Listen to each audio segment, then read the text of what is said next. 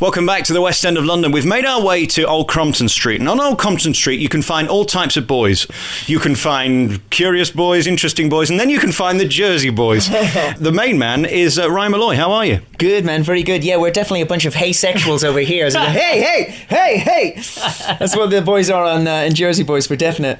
How are you doing? Because the last time I saw you was in Taboo. That was quite a different role to Frankie Valli, wasn't it? It was. I mean, in Taboo I played, it's similar in some ways. I played Steve Strange, who was, he was a living icon, and he used to come down and watch the show and put his eyeliner on in the dark, which is similar to Frankie because he's alive.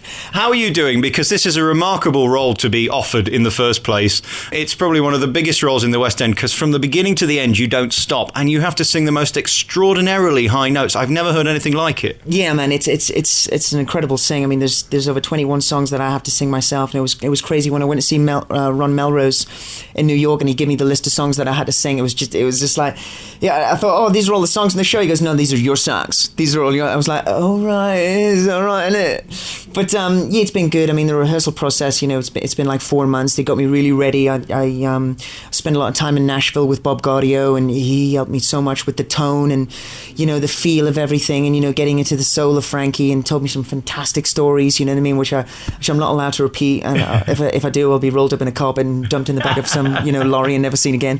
Probably buried underneath some bridge or something, holding up some bridge. But yeah, I mean, it was just a fantastic experience. It's been great. Help me with how you get those high notes. Well, I have a fantastic dresser. His name is Johnny, and just basically when I'm not out, he just kicks me in the ghoulies, gives me a quick kick in the ghoulies, and woo, and off I go. I mean, the thing is about the songs are it's really you've really got to come from the angle of you can't push those songs. You really have to swim inside of them. You know what I mean? They're fantastic songs to sing, and I've got a great background. I studied with a man called Paul Becky when I used to live in Newcastle, who trained me in bella canto, which is an opera technique.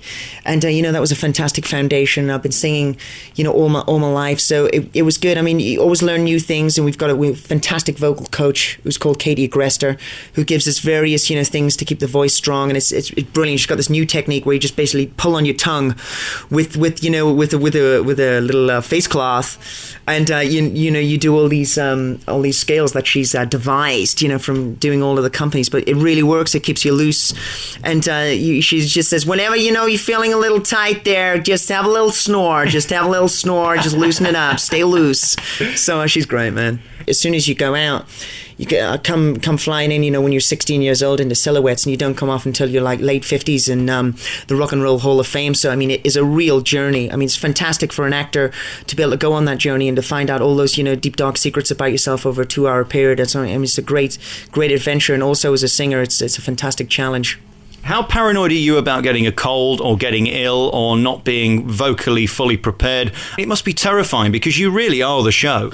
It was bad because when we were coming up to press night, everybody starts getting ill. Everyone starts getting ill around you. We started having all these things. It was like the symptoms were, oh yeah, I'm going to pass from. And then I was like, oh. So, you're immediately just, kind of go into hyper panic, crazy obsession mode, and, go to, Fresh and Wild, start loading up with, what was it? It was oil of oregano. I was hitting oil of oregano. My elixir. The elixir helped me through, man. The elixir got me through. And I tried to buy elixir for the other 4 seasons, and it was only Phil Bulcock who took the elixir. Stephen Ashfield threw up, and Glenn Carter was afraid of it. But both of those boys, they were ill. But me and Phil were all right, thanks to the elixir. When I look at your training, it's quite remarkable. I mean, you've been here in the UK, then you went to LA, and then you went to New York. Do you think that's why you're here today? Because you've had the American discipline drummed into you? Well, I come from a really tough background in North Shields, and my mother was always really strong. So it was, I had a lot of mental toughness from my family background, and that was enabled me to take the challenge when I was just went over to LA when I was 19. I just went over there, I just followed the dream, and it was good. And I just dived in the deep end, and I was there for I think it was like 4 years or something, and it was sleeping on couches and just really going for it, doing karaoke competitions to make a couple of bucks, so we could buy some spaghetti so we could eat but I was surrounded by some of the most greatest singers you've ever heard. I mean, it was absolutely fantastic. You know, when I was over there, we used to sing in this place called the Kibitz Room. It's this Jewish bakery which is on Fairfax, and out the back they had this blues night where just every night top singer who was either signed or unsigned would just come out of it, because it was pitch black, come out of the darkness and just get up on the stage and wah! And it was just a fantastic experience to be around that at the age of 19, and it really, you know, inspired me a lot, and it's given me a lot of the courage that I have still today. You have incredible energy and the most peculiar speaking voice. Is that kind of half North Shields, half LA, and a bit of New York thrown in? Yeah, you know what I mean? I sound like the guy. I sound like Christopher Lambert from Highlander, man. I'm some Russell Nash dies tonight. Yeah, when I was in LA, I had a really strong, broad Geordie accent. I talked so fast they couldn't understand what I was doing, and I was going up for loads of auditions, and I was getting these auditions, and I was they're like, Ryan, fantastic. If you can just read this piece of script, and they're like, okay, thank you very much, Ryan. Next. And it was like my accent was just always so out there, so I had to study these Samuel French tapes to like get, you know, a Midwest non-dialect accent. And then it's just at that point I got a record deal in London, so I had to come back. So that was it. On the plane, something happened to my voice where I don't know, it just bailed out with a parachute. And of course, this is the Jersey Boys. We're not talking near Guernsey. We're talking New Jersey. We're talking New York. How difficult is it to master that accent? It's tough. I mean, the songs are tough to, you know, to sing those songs, but it's also because a lot of the songs just go straight from song into dialogue, and the Jersey accents are really hard, abrupt accents. So the switch in that is really hardcore. But the thing is, we had a fantastic a dialect coach called Stephen Gabus, who was absolutely fantastic. And I think, you know, it's such a strong focus to get the accent of a place that you're playing, you know, absolutely correct. I mean, it really helps with your character and your building. And you know, they were there for us all the way along the way, and we got a fantastic vibe going on. So and we've had some great comments from like some people from Jersey who thought we were Americans, and we all come out, you know, and you know, Stephen's Scottish, and you know, and the rest of us are like, you know, the English types. But yeah, I mean, it's a great comment from some of the Yanks that they think we are actually from there. And what's it like being the star to appear on the Loose Women's, the GMTVs, all these different TV shows that really West End stars never get to go on? That must be a fantastic thrill. It's just great how much we've been appreciated, you know, going on these things, and the presenters are, you know, they've seen the show and they're really raving about the show, and they're really happy to have us there, and it's a great, you know, it's really nice to actually go to these things, and you know, they're really welcoming, and just to do the songs and stuff, and then it's great to be in the show right now. It's fantastic. And presumably being the headliner, having your face on the picture and being on all the billboards and your name at the top of the programme, that's really what you've worked this hard for. Yeah, I mean, it's been a tough road. I mean, the last 5 years are really, you know, focused on, this is what I wanted to do after I came out my record deal, and I wanted to get back to acting, and it was tough at the start, you know, because I'd lost a lot of momentum. When I was in Los Angeles, it was really going well for me. I was, you know, meeting Joel Schumacher, Penny Marshall, and it was getting really, you know, close, and then I had to come back, and I just lost that emphasis and kind of lost my window, so I had to really start from the ground up again. I had to start taking some, you know, summer classes, trying to get back into it, some little classes, you know, here and there over at the City Lit, you know, just trying to get my Meisner technique, you know, sparks back up again. And you know, from that I did a little thing in Edinburgh, you know, and it just kept building and building, and I got Taboo, and then, you know, Jerry Springer the Opera, and it was good. I mean, it all, you know, just kept believing and just kept focusing, and that was what I really wanted to do. I wanted to get back, because there was so many unanswered questions when it was like with the acting, but it was great that I had my voice all the way, you know, to keep me warm, to keep me believing, man. So it definitely kept my heart beating. I think I saw you in the tour of Jerry, and I certainly saw you in Taboo several times.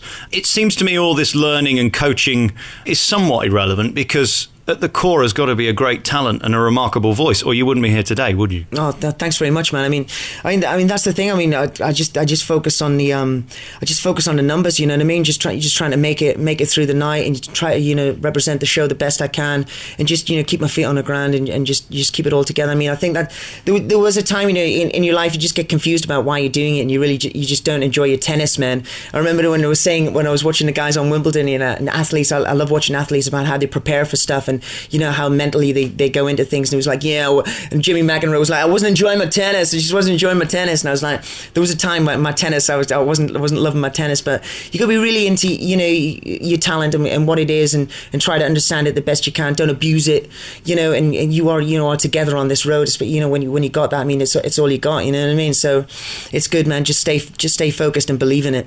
Is there any better thrill than being in the launch of a show right at the beginning, in the creation of it? It is. It's fantastic, because it is fresh and new. And the great thing about the show, all the creatives, you know, Des McAnuff, Sergio Trujillo, all those boys, and Rick Ellis and Marshall Brickman, they care so much for the show, you know what I mean? And they want it to be the best that it can be, and they believe in it, they care for it. It's like their child, and they show so much enthusiasm for the show and for you getting it right, and they help you all along the way, and that buzz starts getting, you know, created.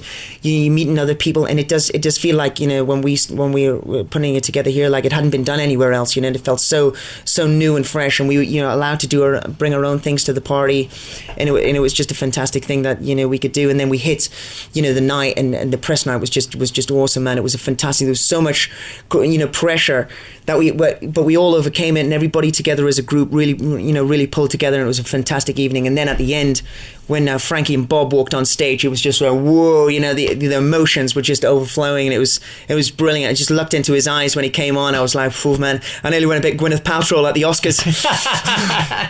And very finally, that feeling when you know there's a big star in the audience, which obviously happens at the launch of any show, does that change the way you think about the show, or do you just have to block it out completely? Yeah, you don't think about those things. I mean, it's weird, because when all those things are, you know, coming up to opening night, and, you know, you start getting gifts from people, good luck and all this, you start going, whoa, good luck, what do you mean good luck, will there be bad luck? But you just got to expel all those thoughts from your brain and just get down to business, you know what I mean? And just trust in the piece. It's a great piece.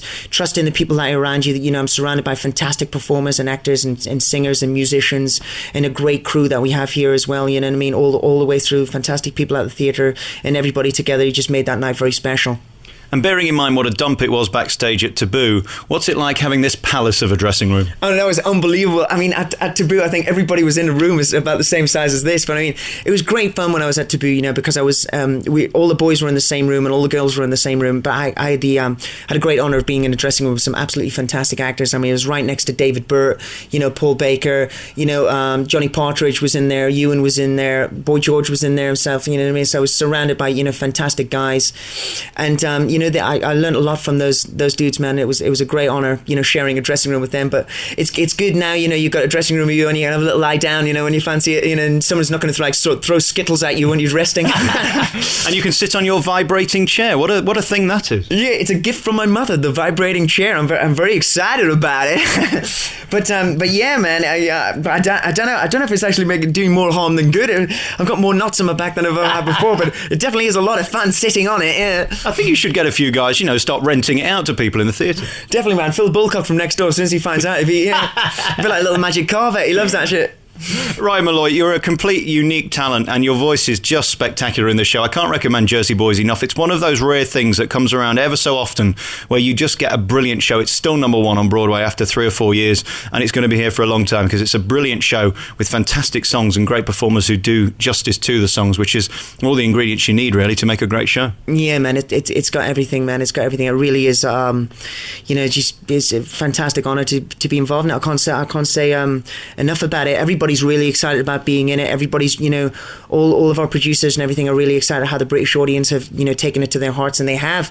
I mean, it's fantastic. We're getting standing ovations every night, and we're getting standing ovations every night because the story is so compelling, you know what I mean? It's such an emotional journey that the audience have to sit there and watch, and they have to watch these 4 guys from nothing, you know, rise up to the, you know, the heights of megastardom, and then, you know, lose it all, you know what I mean? And it is a real blue collar story, and it's really from the heart. I wish I just had 1% of your energy. I'm such a bore. You speak so quickly and you speak so intelligently, and I'm sat here so boring and energyless. It's just phenomenal. Thank you very much for talking to me, Ryan. You know more big words than me, man.